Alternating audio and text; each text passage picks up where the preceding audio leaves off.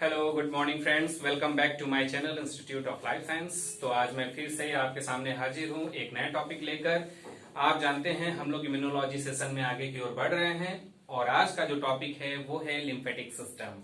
तो lymphatic system समझने से पहले एक छोटा सा हम सर्कुलेटरी सिस्टम को समझने की कोशिश करेंगे। आप जानते हैं कि आपके बॉडी में ब्लड होता है और ब्लड जो है ब्लड वेसल्स में फ्लो करता है और इसको फ्लो करने के लिए जो एनर्जी प्रोवाइड करता है वो है आपका हार्ट, जो कि एक पंपिंग ऑर्गन माना जाता है।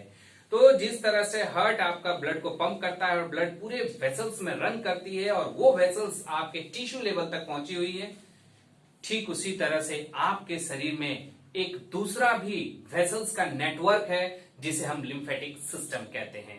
जिस तरह से हमारे पूरे शरीर में जालीनुमा रचना है ब्लड वेसल्स की, ठीक उसी तरह से हमारे शरीर में जालीनुमा रचना होती है लिम्फेटिक वेसल्स की। ओके, अब सवाल है कि लिम्फेटिक वेसल्स यानी लिम्फेटिक सिस्टम ये क्या है। यानी लिम्फेटिक सिस्टम को समझने से पहले लिम्फेटिक बोले तो लिम्फ सेल को समझना, लिम्फ क्या होता है इसको समझना होगा। जो आपका ब्लड जब फ्लो करता है ब्लड वेसल्स में, तो आप अच्छी तरह जानते हैं ब्लड वेसल्स कई कैटेगरी की होती हैं। ब्लड वेसल्स अपने थिकनेस के आधार पे कई तरह की हैं। आर्टरी है, आर्ट्रियोल्स है, ब्लड कैपिलरीज है। ब्लड कैपिलरीज बहुत ही पतली दीवार वाली रक्त की नलिकाएं होती हैं।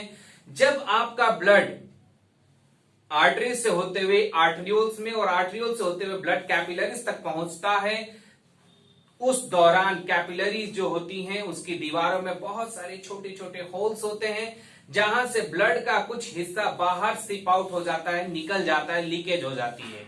अब ब्लड का कौन सा हिस्सा, ब्लड जो होता है आपका, उसमें आपने पढ़ा होगा उसमें प्लाज्मा होती है, उसमें ब्लड कार्पस्कल्स होते हैं। प्लाज्मा में अगर आप देखेंगे तो उसमें 92% वाटर होता है, 7% ऑर्गेनिक मटेरियल्स और इनऑर्गेनिक मटेरियल्स 1%। तो प्लाज्मा वाला पार्ट जो है वो आपका ब्लड में से निकलकर ब्लड पाइप के यानी ब्लड कैपिलरी से बाहर आने लगता है और वो टिश्यू फ्लूइड में जाने लगता है। तो कुछ अब देखिए, जो ब्लड कैपिलरीज से प्लाज्मा बाहर सिप आउट होता है उसका अधिकांश हिस्सा रिटर्न बैक हो जाता है ब्लड कैपिलरीज में, लेकिन कुछ हिस्सा टिश्यू फ्लूइड में चला जाता है और टिश्यू फ्लूइड में जाने के बाद सेल्स में से जो कचरा आता है एक्सक्रीटरी प्रोडक्ट वो भी उसके साथ मिक्सअप हो जाता है और जो प्लाज्मा का हिस्सा टिश्यू फ्लूइड में पहुंचा उसमें से जो लाभदायक चीज होगी वो सेल्स ले लेंगी और कचरा उसमें डाल देंगी। तो ये जो कलेक्शन होगा ये फाइनली कहां पहुंचता है, लिम्फेटिक वेसल्स में पहुंचता है और फिर उस लिम्फेटिक वेसल्स को जोड़ जोड़ के बड़े बड़े लिम्फेटिक डक्ट बनाए जाते हैं और फिर वो लिम्फेटिक डक्ट फाइनली जो है आपके एक ब्लड पाइप में एंट्री करता है जिसे हम सब क्लेवियन वेन कहते हैं, जो हमारे चेस्ट के आसपास होती है। तो यहां पे सब क्लेवियन वेन होती है जिसमें फाइनली लिम्फेटिक डक्ट जितना भी लिम्फ होता है उसे अनलोड कर देता है। तो मैं आपको बता रहा था कि जो ब्लड कैपिलरी से प्लाज्मा सीप आउट हुआ, निकला और उसके बाद टिश्यू फ्लूइड में गया और टिश्यू फ्लूइड में से जो कचरा उसमें मिक्सअप हुआ और फाइनली वो लिम्फेटिक वेसल में पहुंचा, उसी को हम लिम्फ कहते हैं।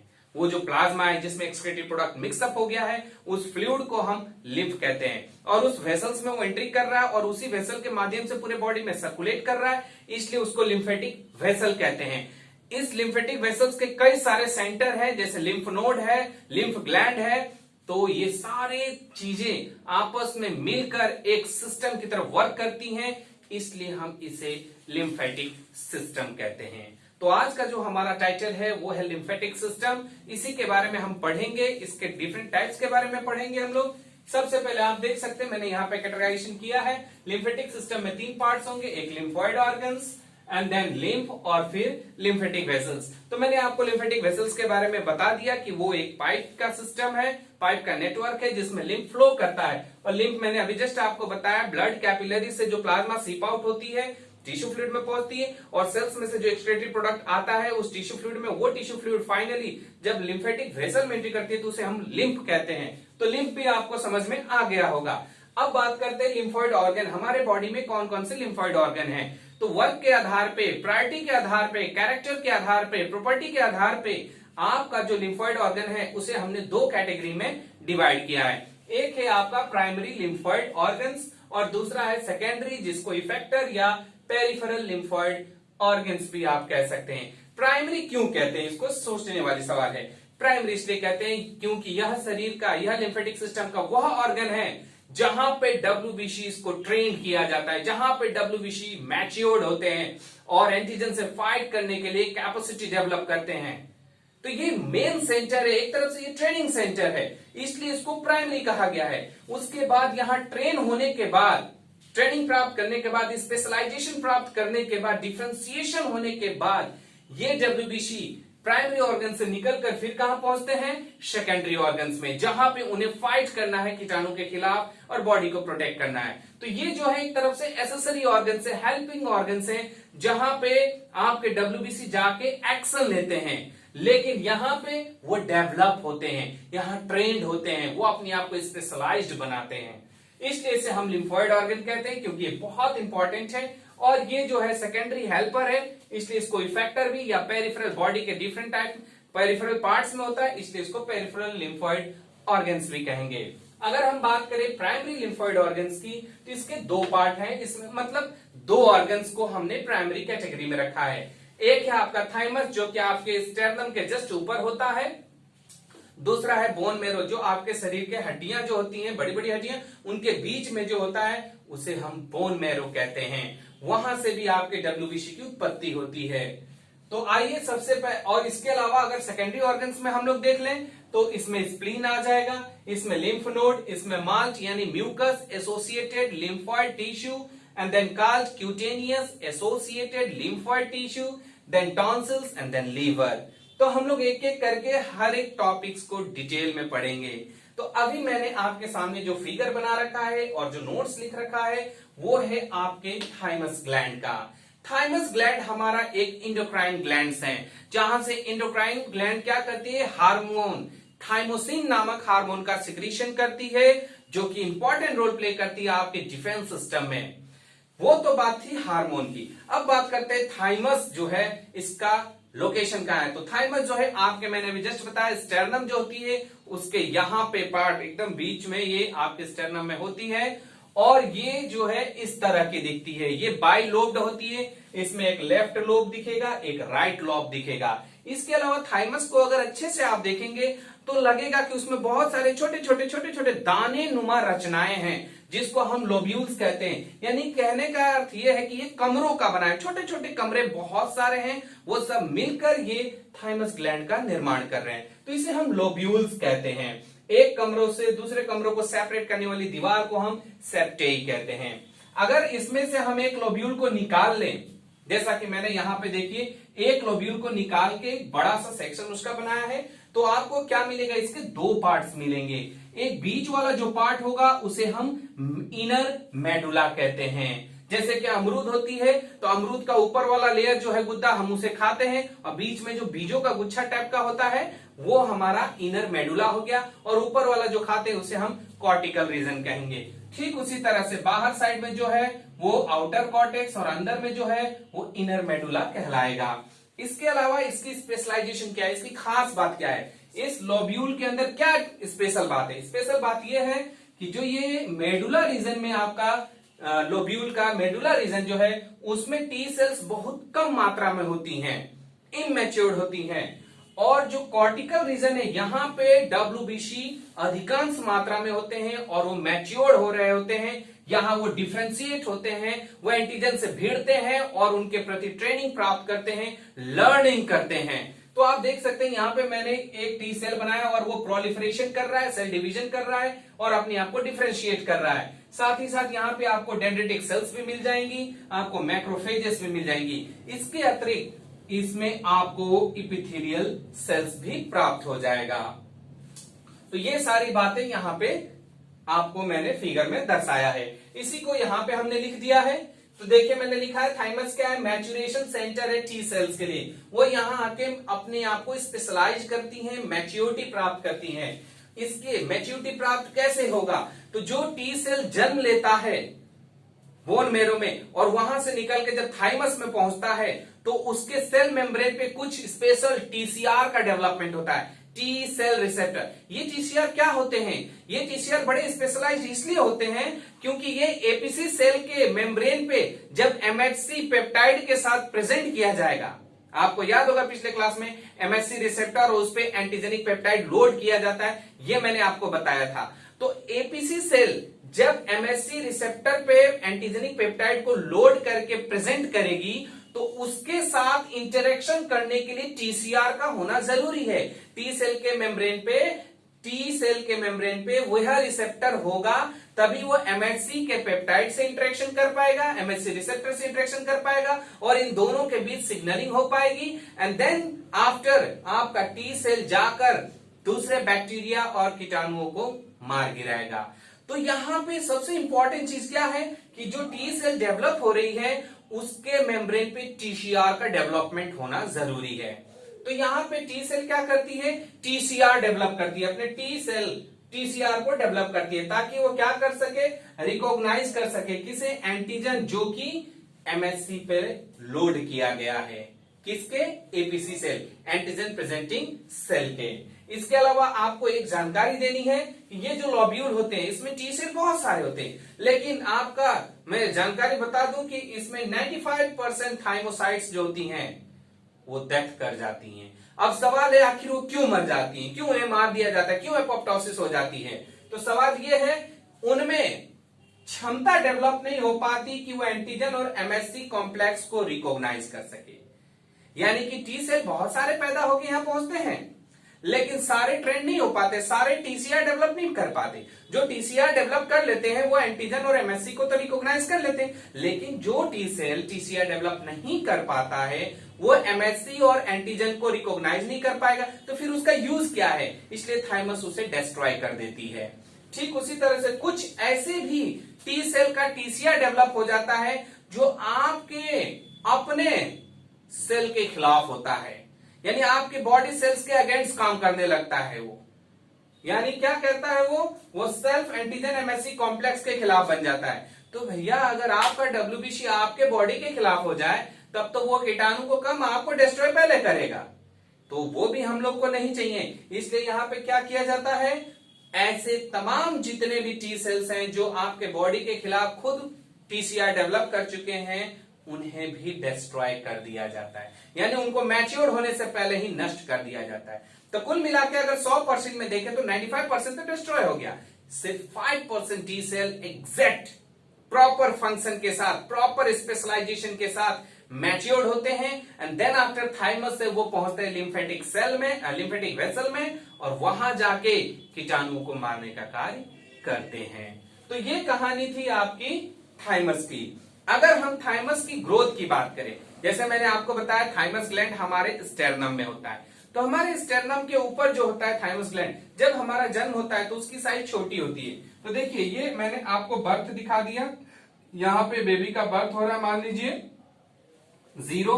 उसके बाद जैसे जैसे बेबी बड़ा हो रहा है 10 ईयर 20 ईयर 30 ईयर्स उम्र इसकी, तो इस देखिए थाइमस की साइज धीरे धीरे बढ़ रही है, इस तरह से ये बढ़ रही है, और 30 से थोड़ा सा ऊपर जाके ये मैक्सिमम साइज पे चला गया है। ये मैक्सिमम साइज है कब, 20 के आसपास में, है ना, 20 से थोड़ा पहले ही है ये। और उसके बाद धीरे धीरे इसकी साइज घट रही है और लास्ट में जो है वो विलुप्त हो जाती है। यानी कि हमारे बॉडी में जो थाइमस ग्लैंड है जन्म के साथ उसकी साइज छोटी होती है, लेकिन जब हम बड़े होते हैं 1 साल 2 साल 3 साल 4 साल, उसकी साइज भी धीरे धीरे क्या होती है, बढ़ती है। लेकिन जब हम 18-20 साल की उम्र में पहुंचने लगते हैं तो वो अपने मैक्सिमम साइज पे हो जाती है। उसके बाद जैसे जैसे हमारा एज आगे प्रोसीड करता है उसकी साइज में डिक्रीमेंट आने लगता है, और जब डिक्रीमेंट आता है तो धीरे धीरे धीरे धीरे करके वो थाइमस ग्लैंड डिसअपियर हो जाता है। तो ये एक बैड लक ही समझिए कि हमारे बॉडी में थाइमस ग्लैंड जो एक इंपॉर्टेंट रोल प्ले करता है, जो कि प्राइमरी लिम्फोइड ऑर्गन है, वो उम्र के साथ नष्ट हो रहा है, यानी उम्र के साथ हमारी इम्यून सिस्टम कमजोर हो रही। अब देखिए आपने सुना भी होगा कि जो छोटे बच्चे नवजात शिशु होते हैं उनकी इम्यून सिस्टम कमजोर होती है, लोग कहते हैं वीक होती है, डेवलप नहीं हो पाती है, नहीं हुई रहती है, इसलिए वो मदर का एंटीबॉडी यूज करते हैं। मैंने बताया था आपको कि जब वो हम मदर के प्लासेंटा में ग्रो कर रहे होते हैं तो वो मदर के एंटीबॉडी से अपने आप को प्रोटेक्ट करते हैं, यानी मदर उसको प्रोटेक्ट करती है। ठीक बच्चे का जब जन्म हो जाता है और वो मिल्क फीडिंग करता है जन्म के बाद 6 महीने तक, तो भी वो क्या करता है, अपनी मदर के इम्यून सिस्टम पे डिपेंड हो रहा है, क्योंकि अभी भी उसका इम्यून सिस्टम डेवलप नहीं हो पाया है। यानी इस उम्र में जब वो नवजात शिशु के रूप में है उसका इम्यून सिस्टम कमजोर है, यानी उसकी बॉडी ज्यादा सेंसिटिव है, कीटाणु उसे डिस्ट्रॉय कर सकता है। क्यों? क्योंकि थाइमस ग्लैंड की साइज छोटी है, बढ़िया से वो काम नहीं कर रहा है, यही कारण है ना। लेकिन अब आप उसको ऊपर ले चलिए, 1 साल 2 साल 3 साल 4 साल 5 साल 6 साल, बच्चा जो है स्ट्रांग होने लगता है। जितना ज्यादा वो इधर उधर खेलता है उसको जल्दी बीमारी नहीं होती, रोग नहीं होता। क्यों? जैसे जैसे उम्र बढ़ रहा है उसकी थाइमस की ग्रोथ हो रही है। जब ग्रोथ हो रही है तो बेहतर इम्यून सिस्टम हो, बेहतर इम्यून डिफेंस सिस्टम प्रोवाइड कर रहा है, और सर्दी खांसी ये तमाम छोटे मोटे कीटाणु से उसकी रक्षा कर ले रहा है, दवा के बगैर वो ठीक रहता है। लेकिन आपने सोचा होगा और सुना भी होगा कि जैसे ही लोग उम्रदराज होने लगते हैं, यानी 30 के बाद जाते हैं, अब वो सेंसिटिव होने लगते हैं। धीरे धीरे जैसे जैसे उम्र बढ़ती है उनका इम्यून सिस्टम कमजोर हो रहा है। क्यों कमजोर हो रहा है? क्योंकि थाइमस अब सिकुड़ रही है, वो श्रिंक कर रही है, वो काम करना बंद कर रही है। तो देखिए, उम्र के जीवन के शुरुआत में भी थाइमस छोटा है, कमजोर है, वो काम नहीं कर रहा है, और जीवन के अंत के समय भी थाइमस डिप्रेस हो चुका है, वो डिजेनरेट हो चुका है।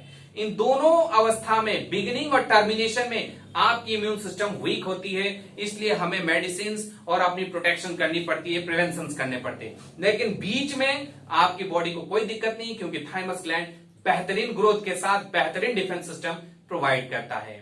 तो आज का अभी जो मैंने आपको बताया ये यही है थाइमस ग्लैंड के बारे में, बता रहा था बोन मैरो के बारे में। नेक्स्ट हमारा लिम्फोइड ऑर्गन जो है, प्राइमरी लिम्फोइड ऑर्गन, वो है बोन मैरो। आपको मैं बता दूं कि आपके शरीर में जो हड्डियां होती है, बड़ी बड़ी साइज की हड्डियां, उनके बीच में जो पार्ट होता है उसे हम बोन मैरो कहते हैं। वहां पे बहुत सारे लिम्फोइड टिश्यू होते हैं, मतलब लिम्फोइड टिश्यू मतलब माइलॉइड टिश्यू होते हैं, जिसमें बहुत सारे स्टेम सेल्स पाए जाते हैं, टोटिपोटेंट सेल्स। टोटिपोटेंट सेल्स वह सेल्स होते हैं जिनमें टोटल पोटेंसी होती है कि वो एक पूरी बॉडी का डेवलपमेंट कर सकता है, यानी उनमें क्षमता होती है कि वो किसी भी टाइप के सेल्स में डेवलप हो सकते हैं, किसी भी टाइप के ऑर्गन का फॉर्मेशन कर सकते हैं। उसी और बोन मैरो में से मैंने अभी आपके सामने एक फिगर बना रखा है, और वो फिगर है आपके फीमर बोन का, जो कि आपके थाई बोन को कहते हैं हम। फीमर बोन में जो आप एलएस काटेंगे उसका, तो उसमें आपको दिखेगा, क्या दिखेगा? टर्मिनल पोर्शंस रेड कलर के दिखेंगे। एक एडल्ट आदमी का टर्मिनल पोर्शन जो है रेड कलर का दिखता है। तो वो रेड इसलिए दिखता है क्योंकि उसमें बहुत सारे आरबीसी डेवलप हुए रहते हैं, इसलिए वो लाल रंग का दिखता है। लेकिन इसके अलावा, इसलिए उसको हम क्या कहते हैं? RBM, red bone marrow. लेकिन इसके अलावा हमें व्हाइट कलर का भी पार्ट दिखेगा, जिसको व्हाइट बोन मैरो कहते हैं, WBM। क्यों? क्योंकि वहां पे WBC होते हैं। तो खैर, हमने क्या किया, इसमें से एक माइलॉइड टिश्यू यानी सेल निकाला, और ये है हिमेटोपोइटिक स्टेम सेल, यानी हिमेटोपोइटिक सेल है ये। इसमें टेंडेंसी है कि ब्लड में पाए जाने वाले डिफरेंट टाइप के सेल्स का ये फॉर्मेशन कर सकती है। ओके, अभी जो हम लोग पढ़ रहे हैं, इम्यून सिस्टम पढ़ रहे हैं, तो हम लोग बेसिकली यहाँ पे फोकस करेंगे सिर्फ और सिर्फ WBC की ओरिजिन और डेवलपमेंट की। तो आप देख सकते हैं कि ये एक हिमेटोपोइटिक स्टेम सेल है, और इसमें से 2 सेल का डेवलपमेंट हो सकता है अकॉर्डिंग टू सिग्नल। जैसा सिग्नल मिलेगा वैसा डेवलपमेंट और डिफरेंशिएशन होता है। अगर हो सकता है सिग्नल मिले तो ये माइलॉइड प्रोजिनेटर सेल बन जाए, और माइलॉइड प्रोजिनेटर सेल आगे सिग्नलिंग के अकॉर्डिंग, रिक्वायरमेंट के अकॉर्डिंग वो मोनोसाइट में कन्वर्ट हो सकती है, और मोनोसाइट 2 सेल में कन्वर्ट हो सकती है, मैक्रोफेज और डेंड्रिटिक सेल। इसी तरह से आपकी जो प्रोजिनेटर सेल है वो बेसोफिल में कन्वर्ट हो सकती है, और ये बेसोफिल यदि आपके ब्लड पाइप से निकल के टिश्यू में पहुंच गई तो वहां पे ये मास्ट सेल का रूप धारण कर लेती है। ठीक इसी तरह से प्रोजिनेटर सेल इसाइनोफिल बन सकती है, और प्रोजिनेटर सेल से न्यूट्रोफिल का फॉर्मेशन भी हो सकता है। अगर हम बात करें लिम्फोइड प्रोजिनेटर सेल की, तो ये 3 तरह के सेल को डेवलप कर सकता है। एक है नेचुरल किलर सेल, दूसरा है टी सेल, तीसरा है बी सेल। जो आपका टी सेल है, टी सेल प्रोजिनेटर है, इससे जो है 3 तरह के सेल बन सकते हैं। एक मेमोरी टी सेल, दूसरा साइटोटॉक्सिक टी सेल, और तीसरा T helper cell. T helper cell 2 variety की आती है, T helper cell 1 and T helper cell 2। अगर हम बी सेल प्रोजिनेटर सेल की बात करें तो इससे आपको 2 तरह के सेल डेवलप होते हुए नजर आएंगे, एक मेमोरी सेल और दूसरा प्लाज्मा सेल। तो कुल मिला के आपका एक हिमेटोपोइटिक सेल में ये टेंडेंसी है कि वो आपके WBC में, यानी कि आपके इम्यून सिस्टम में डिफरेंट टाइप के जो WBC डेवलप होते हैं उसको फॉर्म कर सकती है, और उनको बेहतर डिफरेंशिएशन करा के बॉडी की प्रोटेक्शन में लगा सकती है। अगर इसी के बारे में थोड़ा सा डिटेल और जाने, छोटी छोटी बातें, तो बी सेल की ओरिजिनल होती है बोन मैरो में, क्योंकि बोन मैरो में बी सेल की उत्पत्ति होती है। खास तौर पे ह्यूमन और माइस के केस में हम बात करेंगे तो इसको हम बी सेल कहते हैं। बी सेल क्यों कहते हैं, इसका कारण था क्योंकि वो बोन मैरो में ह्यूमन और माइस के केस में डेवलप होती है। लेकिन बी सेल नाम कब पड़ा? जब उसे चिड़िया के अंदर देखा गया। चिड़िया में एक बर्सा ऑफ फेब्रिकस नाम का एक ऑर्गन होता है जहां पे इसकी डेवलपमेंट होती है, यानी उसके आहार नाल में, बर्ड्स के एलिमेंट्री कैनाल में एक पार्ट है बर्सा ऑफ फेब्रिकस, वहां पे इस सेल को देखा गया था, वहां पे ये मैच्योर्ड हो रही थी। इसलिए उन दिनों से जब इसकी डिस्कवरी हुई वहां से इसका नाम पड़ा बी सेल। लेकिन ऐसा नहीं है कि हमारे भी आहार नाल में इसका फॉर्मेशन होता है, हमारे आहार नाल में नहीं होता। हम लोगों के केस में, ह्यूमन के केस में, माइस के केस में ये बोन मैरो में डेवलप होती है, बोन मैरो में ओरिजिनेट होती है। So it is called bone B cell. इसके अलावा आपके बोन मैरो में कुछ स्ट्रोमल सेल्स होती हैं जो क्या करती है, स्पेशल टाइप के साइटोकाइंस का प्रोडक्शन करके सिक्रीशन करती है और तब जाके बी सेल का डेवलपमेंट बोन मैरो में पूरा हो पाता है। बोन मैरो में डेवलप होने के बाद, डिफरेंशिएट होने के बाद आपकी बी सेल पहुंच जाती है ब्लड पाइप में और ब्लड पाइप से होते फिर लिम्फेटिक वेसल में जाएगी। बी सेल वह सारे बी सेल्स जो आपके अपने बॉडी के एंटीबॉडी रिसेप्टर के खिलाफ बने हैं, यानी कि ऐसे बी सेल्स जिनके पास में antibody receptor, self reactive antibody receptor होता है, उस बी सेल को डिस्ट्रॉय कर दिया जाता है। जैसे मैंने टी सेल के बारे में बताया था आपको कि 95% टी सेल को डिस्ट्रॉय कर दिया जाता है क्योंकि वो आपके बॉडी के अगेंस्ट बन जाता है। वैसे ही बी सेल्स जो आपके बॉडी के अगेंस्ट बन जाएगा उसे डिस्ट्रॉय कर देती है बॉडी। बर्ड्स का मैंने अभी बताया, B cell bursa of Fabricius में डेवलप होता है। चरने वाले जो जानवर हैं, कैटल्स और शीप जैसे, इसमें जो है पहले ये सेल जो है स्प्लीन में डेवलप होती है। जब ये जानवर फीटस के रूप में होते हैं तो उनके स्प्लीन में इसका डेवलपमेंट होता है। लेकिन जब वो बड़े हो जाते हैं तो उनके आहार नाल में इलियल पेयर्स पैच होती है, वहां पे इसका डेवलपमेंट होता है। और अगर हम रैबिट की बात करें तो रैबिट में ये अपेंडिक्स में डेवलप होता है। तो ये थी आपकी कुछ बातें बोन मैरो से संबंधित। बोन मैरो में क्या होता है, कैसे होते हैं, उसके पार्ट्स कुछ मैंने आपको दिखा दिए। अगली क्लास में मैं आपको इसी लिम्फेटिक सिस्टम को कंटिन्यू करूंगा और हम लोग चलेंगे किसमें, सेकेंडरी या उसको इफेक्टर या पेरिफेरल लिम्फोइड ऑर्गन कहते हैं, इसके बारे में पढ़ेंगे एक एक करके। तो आज का लेक्चर सिर्फ प्राइमरी लिम्फोइड ऑर्गन तक, नेक्स्ट क्लास में हम लोग इसको कंटिन्यू करेंगे। सो आज के क्लास को अटेंड करने के लिए थैंक यू वेरी मच।